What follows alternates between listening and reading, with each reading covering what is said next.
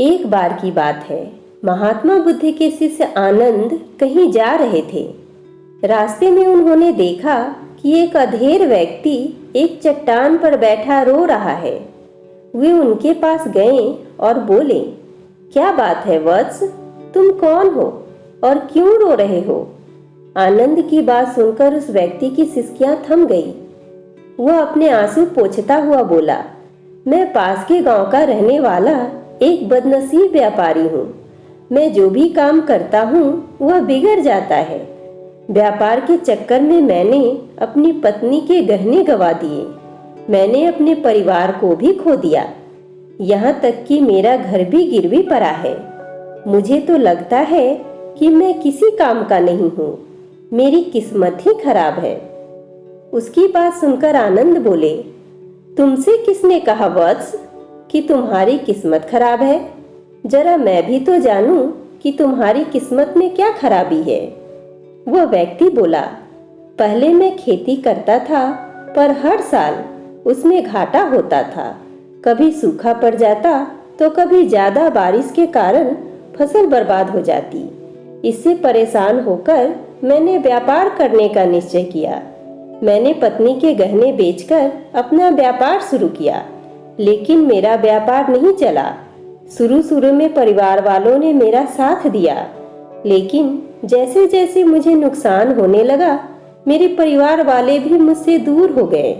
मैं यह सब उनके लिए ही कर रहा था, लेकिन अब वे लोग भी मुझे देखकर नजरें फेर लेते हैं और मुझे ही मेरे परिवार की दुर्दशा का जिम्मेदार ठहराते हैं। उस व्यक्ति ने एक लंबी सी सांस ली और फिर बोला, मेरा एक मित्र है, उसने भी मेरे साथ अपना व्यापार शुरू किया था। उसका व्यापार अच्छा चल रहा है। वह जब भी मेरे घर आता है तो अपनी सफलता की कहानियां सुनाता है। उसकी बातें सुनकर मेरे घर वाले भी कहते हैं कि उसे देख और कुछ सीख। हमें तो लगता है कि तेरे वश का कुछ भी नहीं है। उन लोगों की बातें सुन सुनकर अब तो मुझे भी लगने लगा है कि शायद मेरे वश का कुछ भी नहीं है। अब तो मुझे अपना जीवन ही व्यर्थ लगने लगा है। मेरे मन में ख्याल आता है कि अपना जीवन समाप्त कर लूं। मैं यहाँ आया भी इसी इरादे से था, लेकिन हिम्मत नहीं कर पाया। इसलिए यहाँ एकांत में बैठा विलाप कर रहा था। आनंद बोले, ओह, तो ये बात है। वैसे क्या तुम इसके अलावा कुछ और भी कहना चाहते हो? उनकी बात सुनकर वह व्यक्ति बोला, एक ओर मेरा हर काम खराब हो जाता है, दूसरी ओर मेरा मित्र है जो हर समय मुझे नीचा दिखाने का प्रयत्न करता रहता है। मुझे समझ में ही नहीं आता है कि मैं क्या करूं। आनंद बोले, क्या तुम अपने मित्र की बातें सुनकर दुखी हो जाते हो? हाँ, मैं उसकी बातें सुनकर स्वयं दुखी हो जाता हूँ, उस व्यक्ति ने जवाब दिया। आनंद ने पूछा, तुम्हें किस बात का दुख होता है? अपने असफल होने का या फिर मित्र के सफल होने का? उनका सवाल सुनकर वह व्यक्ति एक पल के लिए सोच में पड़ गया। फिर वह बोला, अगर सच कहूं तो मुझे अपने असफल होने का उतना दुख नहीं होता है जितना कि मित्र के सफल होने का होता है। अर्थात यदि तुम्हारा मित्र असफल हो जाए तो तुम्हें खुशी होगी? आनंद ने प्रश्न किया। वह व्यक्ति बोला, हाँ, मुझे बहुत खुशी होगी। इसका मतलब है कि तुम्हारी खुशी तुम्हारे मित्र पर निर्भर है। आनंद बोले, अगर वह चाहे तो तुम्हें खुश कर सकता है और अगर वह चाहे तो तुम्हें दुखी कर सकता है। तुम स्वयं से न तो खुश हो सकते हो और न ही दुखी हो सकते हो। अर्थात तुम अपने मित्र के गुलाम हो गए हो, इसलिए तुम्हारा कुछ नहीं हो सकता। ऐसा न कहे महात्मन, उस व्यक्ति ने हाथ जोड़ दिए। आपकी बातें सुनकर मुझे कुछ आशा बंध रही है। आनंद बोले, जब हम किसी से आशा बांध लेते हैं तो उस पर निर्भर हो जाते हैं। ऐसे में हमारी खुशी और दुख भी उस पर निर्भर करने लगता है। इससे बेहतर है कि तुम अपने आप से आशा बांधो। जब तुम ऐसा करोगे, साथ ही पूरे जतन से काम करोगे, तो तुम्हें सफलता अवश्य प्राप्त होगी। कहते हुए आनंद ने एक पल के लिए उस व्यक्ति की ओर देखा, फिर अपनी बात आगे बढ़ाई। तुम्हें लगता है कि तुम्हारा मित्र तुम्हें दुखी करने आता है, पर अगर विचार करो तो वह बातें तो सच्ची ही कहता है। वह अपने संघर्ष और अनुभव की बातें बताता है। तुम उन बातों से बहुत कुछ सीख सकते हो। तुम्हें इसके लिए उसका धन्यवाद करना चाहिए कि तुम्हें घर बैठे कुछ अनुभव मिल रहे हैं।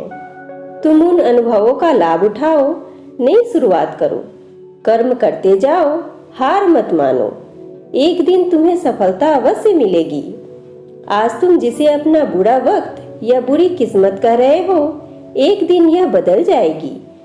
इसी के साथ तुम्हारे विचार भी बदल जाएंगे और देखना, जब तुम्हारा अच्छा वक्त शुरू होगा तब तुम्हारा मित्र भी तुम्हें अपनी सफलताओं की कहानियां नहीं सुनाएगा, तब वह अपनी असफलताओं की बातें बताएगा, ताकि तुम उसकी बातें सुनकर भ्रमित हो जाओ, तुम्हारा आत्मविश्वास हिल जाए और तुम गलत निर्णय ले सको। लेकिन उस समय भी तुम्हें अपनी बुद्धि का प्रयोग करना होगा। तुम्हारा मित्र जैसे आज तुम्हें दुखी करने आता है, उसी तरह उस समय भी वह तुम्हें दुखी करने आएगा, क्योंकि जिस तरह उसे दुखी देखकर तुम्हें मजा आता है, उसी तरह उसे भी तुम्हें दुखी देखने में उतना ही मजा आता है। वह व्यक्ति बोला, आपने सही कहा, लेकिन मेरा सबसे बड़ा दुख यह है कि मेरे परिवार के लोग भी इसमें शामिल है। वास्तव में मैं तो अपने परिवार के लिए अच्छा करना चाहता था, लेकिन वे लोग भी मेरा बात नहीं समझते हैं। वे भी मुझे गलत कहते हैं और अब तो वे मेरे साथ भी नहीं हैं। आनंद बोले, मैं सब समझ गया। तुम संतावना चाहते हो।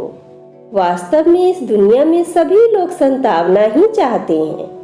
हम चाहते हैं कि हम जब भी कुछ करें तो लोग हमारी प्रशंसा करें, लेकिन आमतौर से ऐसा नहीं होता है, इसलिए हम दुखी हो जाते हैं। हमें लगता है कि हमारे मित्र, परिवार वाले सब मतलबी हैं, लेकिन तुम अगर किसी को अपना परिवार मानते हो और उसके लिए कुछ करना भी चाहते हो, तो तुम्हें ऐसा क्यों लगता है कि तुम दूसरों के लिए कुछ कर रहे हो? वास्तव में तुम अपनी खुशी के लिए कर रहे हो। इसलिए परिवार के लिए कुछ करना वास्तव में अपने लिए ही करना होता है। लेकिन अगर ऐसा करते समय तुम्हें लगता है कि तुम दूसरों के लिए कर रहे हो, तो तुम दुखी रहोगे, और अगर तुम्हें लगता है कि तुम अपने लिए कर रहे हो, तो तुम खुश रहोगे, क्योंकि जब तुम अपने लिए कुछ अच्छा करते हो या करना चाहते हो, तब तुम्हें संतावना की जरूरत नहीं पड़ती है। आनंद की बातें सुनकर उस व्यक्ति के चेहरे के भाव बदल गए। वह बोला, आप सही कह रहे हैं, मैं समझ गया हूँ। अब तक मेरी किस्मत खराब इसलिए थी क्योंकि वह दूसरों के हाथ में थी। अब मैं अपनी किस्मत को अपने हाथ में रखूंगा। मैं फिर से प्रयत्न करूंगा, पूरे मन से काम करूंगा, और जब तक सफलता नहीं मिल जाती चैन से नहीं बैठूंगा।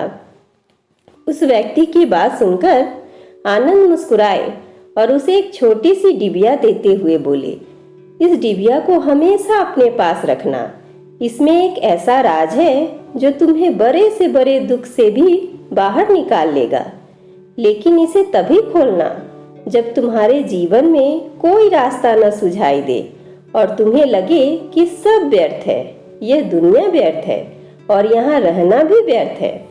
उस व्यक्ति ने आनंद को धन्यवाद दिया और डिबिया को लेकर चला गया। उसने नए उत्साह के साथ फिर से अपना व्यापार आरंभ किया। उसका व्यापार चल निकला। अपनी मेहनत और लगन के बल पर वह एक बड़ा व्यापारी बन गया। परिवार वाले भी उसके साथ आ गए और उसका जीवन हंसी खुशी बीतने लगा। अब वह भूतकाल का रोना छोड़ चुका था। वह भविष्य काल की भी चिंता नहीं करता था, बस अपने वर्तमान को संवारने में लगा रहता था। और जो कुछ भी वह करता था वह अपने लिए करता था, अपनों के लिए करता था, इसलिए वह प्रसन्न था। उसके जीवन में अब कोई दुख नहीं था। लेकिन वक्त हमेशा एक जैसा नहीं रहता। वह बदलता रहता है। उसके जीवन में भी बदलाव आया। एक दिन उसके राज्य पर पड़ोसी राजा ने चढ़ाई कर दी। उसने इस राज्य पर अपना कब्जा कर लिया। उसके सैनिकों ने चारों ओर लूटमार मचा दी। उन्होंने व्यापारी का सारा धन लूट लिया। उसके घर में आग लगा दी। जान बचाने के लिए उसे अपने परिवार के साथ वहां से भागना पड़ा। वह व्यक्ति अपने परिवार के साथ कई दिनों तक इधर उधर भटकता रहा। वह दाने दाने को मोहताज हो गया। उसका बच्चा बीमार हो गया। इलाज के अभाव में वह तड़पने लगा। यह देखकर उसका हृदय चित्कार कर उठा। वह कैसे अपने बच्चे का इलाज कराए? उसके पास तो खाने के लिए भी पैसे नहीं थे। ऐसे में उसे एक बार फिर निराशा ने घेर लिया। उसे लगने लगा कि उसका जीवन व्यर्थ है, सारी दुनिया व्यर्थ है, किसी भी बात का कोई मतलब नहीं है। भले ही आप जीवन में कितना भी कुछ कर लो, कितनी भी सफलता हासिल कर लो, पर अंततः यह जीवन समाप्त ही होता है। तो फिर ऐसे में जीवित रहने का क्या फायदा? इससे तो अच्छा है कि वह अपना जीवन समाप्त कर ले। लेकिन तभी उसके दिमाग में आनंद की दी हुई डिबिया कौंध उठी। उसने उत्सुकता के साथ उसे खोला। डिबिया के भीतर एक पर्ची रखी हुई थी। पर्ची पर कुछ लिखा हुआ था। उसे पढ़कर उसकी आंखों के आगे छाया निराशा का अंधेरा छट गया और वह मुस्कुरा पड़ा। पर्ची पर लिखा हुआ था, यह समय भी बीत जाएगा। उसने डिबिया को अपनी मुट्ठी में भींच लिया और एक नई शुरुआत के लिए उठ खड़ा हुआ। दोस्तों, अगर आप भी ऐसी ही परिस्थिति से गुजर रहे हैं तो निराश न हो। अपने अतीत पर शोक मत करो, न ही भविष्य की चिंता करें। अपने वर्तमान को जिए और उसे बेहतर बनाने के लिए सच्चे मन से प्रयत्न करें। यकीन जाने, जल्द ही आपकी किस्मत भी बदलने वाली है।